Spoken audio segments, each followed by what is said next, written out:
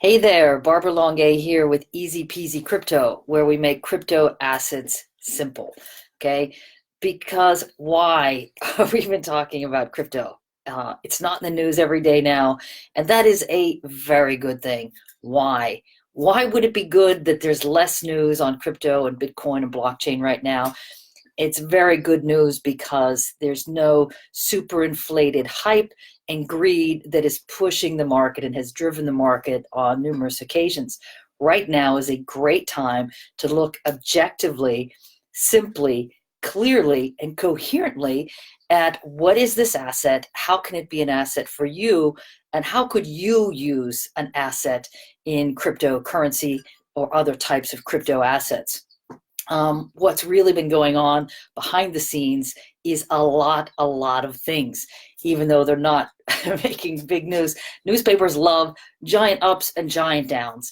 And at this moment, things are just churning and plugging along. The US regulatory bodies have approved the back trading platform for hedge funds. If you don't have $500 million to invest in crypto at the moment, do not worry. It is coming, and there are many ways for you to get involved right now.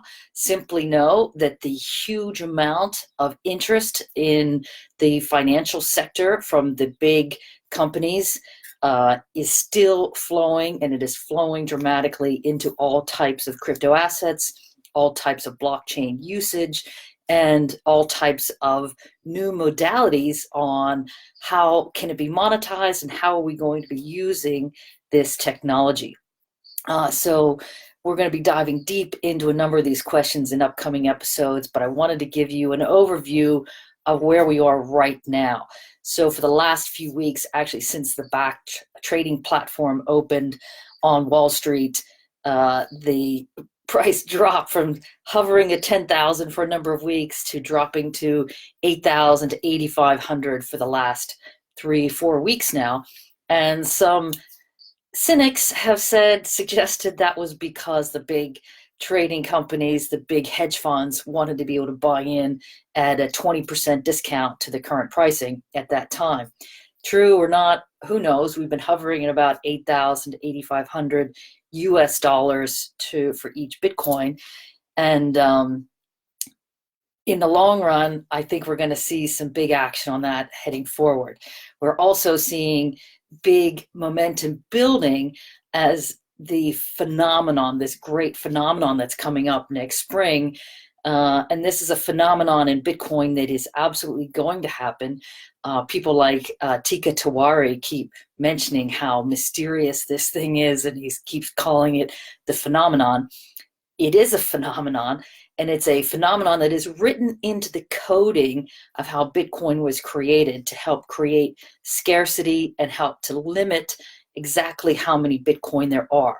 So one of the major things that differentiates Bitcoin from other types of currency or fiat currency, in direct comparison, for example, to the US government that has over $22 trillion in debt.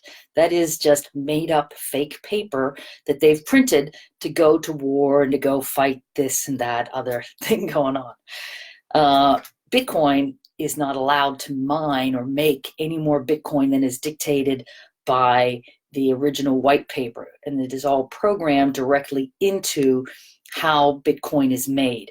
So what happens, looks like at the end of April 2020, there is a reduction by half of how much Bitcoin will be coming out each time there is mining of Bitcoin. And what that is going to produce is enormous scarcity. So scarcity because there will simply be less inflation of Bitcoin as it comes out. When Bitcoin was first mined, there was a lot of potential. There was a lot coming out with each Bitcoin that was mined. We've had 2 other halvings occur in the past 10 years since Bitcoin was created. In the first 2 events, there was a giant lead up to the halving for about 8 to 9 months, where people said, oh my God, we are going to reduce the amount of Bitcoin coming out into the market each day. And so it's where the price started to rise up, which we're already seeing. We have seen over the last 6 months. and we're going to see apparently pretty dramatically, is the anticipation from most financial analysts over the next 8 months. The second major event that happens or has happened over the past two occurrences is that because supply was now limited and you have the basic economic factor of supply and demand, reduce the supply and increase the demand leads to a price increase. Basic economics 101. So what we're seeing right now that would be different and even more impactful than in the past two halvings is we have much more demand. We have millions more people, including now that, again, the regulatory bodies in the United States and numerous other countries are approving different modalities for giant hedge funds to be able to get in and use actual financial instruments that are tracking and buying and selling Bitcoin. There is much higher demand at this moment, and there will be increased demand. So we already look at that factor as a potential for a price movement in Bitcoin. And now you add the scarcity factor. They will be making half as many Bitcoin each day to fulfill that pipeline. So again, we're talking about massive pressure upward following the halving, which is going, as I mentioned, is going to occur, it looks like late April. We don't know the exact date because it is based on 210,000 blocks being made between the previous halving, and it's has ranged between 3.5 years and 4 years, that occurrence. So it looks like we can get pretty close to the date, and then in the next couple months we'll know the exact date, probably almost down to the minute. But what has happened in the past two halvings is you had a giant rise up in pricing leading up, anticipating the halving, and then you had a meteoric rise following the halving for 8 to 9 months, and then you had a giant drop each time, another 90% drop. The biggest difference, and the reason why you don't need to worry about are you getting in now, which I encourage everyone to start looking now, is that you have the drop, even with a 90% drop from the high, will still be significantly higher than we are now. And that also has proven to be true over the last two halvings. So that's just one of the modalities of looking at how to make money with crypto assets. We're also going to be looking at how do you generate cash and income now while we're waiting for these giant rises. And there are things like masternodes.